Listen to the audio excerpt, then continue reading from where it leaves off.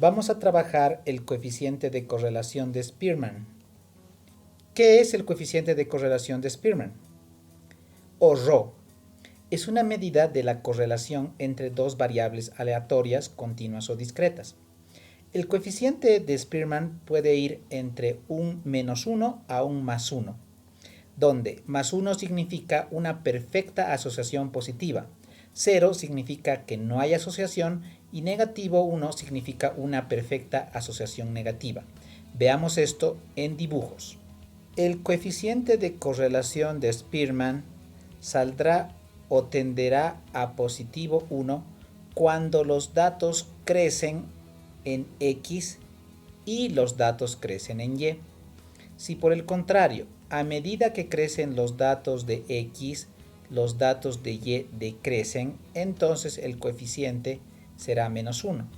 Pero si los datos no presentan ningún comportamiento ni de crecimiento ni de crecimiento, entonces el coeficiente tenderá a 0. ¿Cómo se calcula el coeficiente de correlación de rangos de Spearman? Se utiliza esta ecuación, donde se puede identificar dos variables. La sumatoria de d al cuadrado, donde d significa una diferencia de rango, que se explicará más adelante. Y n minúscula simplemente significa el número de pares dados. Para entender esta fórmula vamos a resolver un ejercicio. Tiene las calificaciones de 9 estudiantes de historia y geografía. Encontrar su coeficiente de correlación de Spearman. Entonces, esta nota de historia de 35 y esta nota de geografía de 30 corresponden al mismo estudiante. La nota de historia de 23 corresponde a la nota de 33 del mismo estudiante. Lo que quiero saber es si hay alguna relación entre las notas de historia y las notas de geografía. Entonces, lo primero que voy a hacer es enumerar del mayor al menor los datos que tengo de historia y geografía.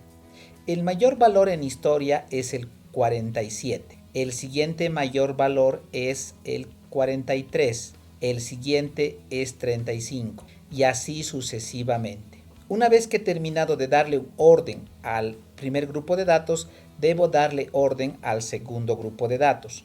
El mayor valor en este caso es el 49.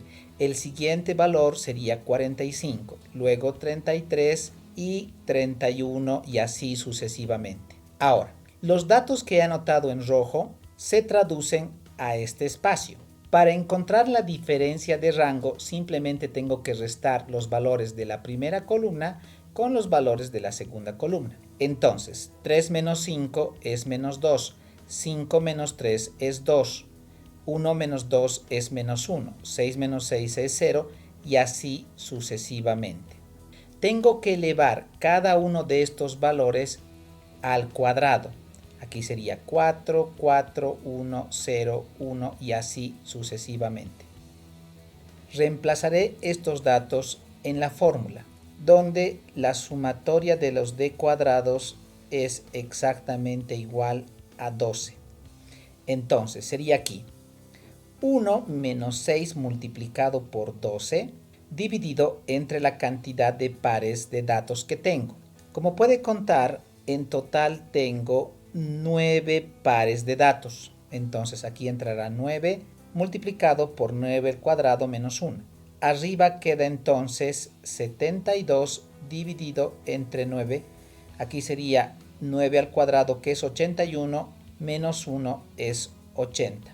Aquí quedaría entonces 72 dividido entre 720. 72 entre 720 es 0.1. 1 menos 0.1 resulta en un coeficiente de correlación de Spearman en 0.9. Este es el procedimiento estándar para encontrar este coeficiente de correlación. No hay que confundir el coeficiente de correlación de Pearson con el coeficiente de correlación de Spearman. El coeficiente de correlación de Spearman se encuentra utilizando esta fórmula. En cambio, el coeficiente de correlación de Pearson se encuentra utilizando esta otra fórmula. Recordemos cómo se utilizaba estas fórmulas. Lo primero que voy a hacer es tratar de graficar estos pares. Para 0 en X un valor de 10 en Y. Para 2 en X un valor de 8 en Y. Para 5 en X un valor de 5 en Y. Para 6 un valor de 4 en Y. Para 8 un valor de 2 en Y. Esta gráfica es una nube de puntos. Ahora intentaré encontrar el coeficiente de correlación de Pearson. Lo primero que necesito es encontrar el X por Y. En este caso 0 por 10 es 0, 2 por 8 es 16, 5 por 5 es 25, 6 por 4 es 24 y 8 por 2 es 16. La sumatoria da, por lo tanto, 81. Voy a encontrar la sumatoria de las X. 0 más 2 es 2, 2 más 5 es 7, 7 más 6 es 13 y 13 más 8 es 21. Ahora encontraré la sumatoria de las Y. 10 más 8 es 18, 18 más 5 es 23, 23 más 4 es 27, 27 más 2 es 29. Ahora tengo que encontrar la sumatoria de las X al cuadrado. X al cuadrado para 0 es 0, para 2 es 4, para 5 es 25, para 6 es 36 y para 8 es 64. La sumatoria será entonces 129. Ahora encontraré la sumatoria de las Y al cuadrado. Y al cuadrado en este caso es 100, Y al cuadrado para 8 es 64, para 5 es 25, para 4 es 16 y para 2 es 4, arrojando una sumatoria de 209. Ahora me encuentro en condiciones para poder encontrar el coeficiente de correlación de Pearson, a saber, n es la cantidad de pares que tengo. Como se puede observar, en total tengo 5 pares, multiplicado por la sumatoria de X por Y. Esa sumatoria me ha salido 81, menos la sumatoria de las X, que resultó en 21, multiplicado por la sumatoria de las Y, que salió 29, dividido entre la raíz cuadrada de la cantidad de pares de datos, que es 5, multiplicado por la sumatoria de las X al cuadrado, que es 129, menos el cuadrado de la sumatoria de las X. Habíamos encontrado que 21 es la sumatoria de las X y esto tengo que elevar al cuadrado. Esta raíz cuadrada se va a multiplicar por la raíz cuadrada de la cantidad de pares que tengo, 5, multiplicado por la sumatoria de la Y al cuadrado, que es 209, menos la sumatoria de las Y elevado al cuadrado. La sumatoria de las Y he encontrado que era 29 y tengo que elevar al cuadrado. Esto como raíz. En el numerador quedará menos 204. En el denominador quedará 204. Por lo tanto, el coeficiente de correlación de Pearson es menos 1. Ahora encontremos el coeficiente de correlación de Spearman. Para encontrarlo, lo único que tengo que hacer es encontrar el orden para la variable X y el orden para la variable Y. ¿Cuál es el mayor valor de los datos en X? 8. El siguiente mayor valor es 6 y así sucesivamente. ¿Cuál es el mayor valor para Y? Es 10, seguido del 8, seguido del 5 y así sucesivamente. Ahora, lo que tengo que hacer es encontrar la diferencia de estos órdenes. 5 menos 1 es 4, 4 menos 2 es 2, 3 menos 3 es 0 y así sucesivamente. El siguiente paso es encontrar el cuadrado de los valores anteriores. En este caso es 16, 4, 0, 4 y 16. La suma de los d cuadrados resulta en 40.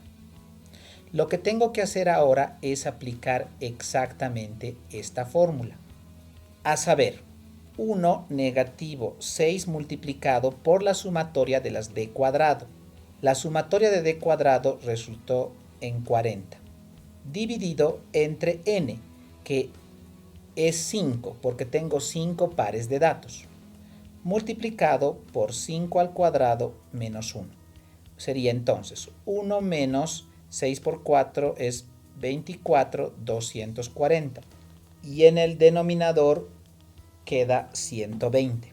240 dividido entre 120 es 2, entonces 1 menos 2 es menos 1.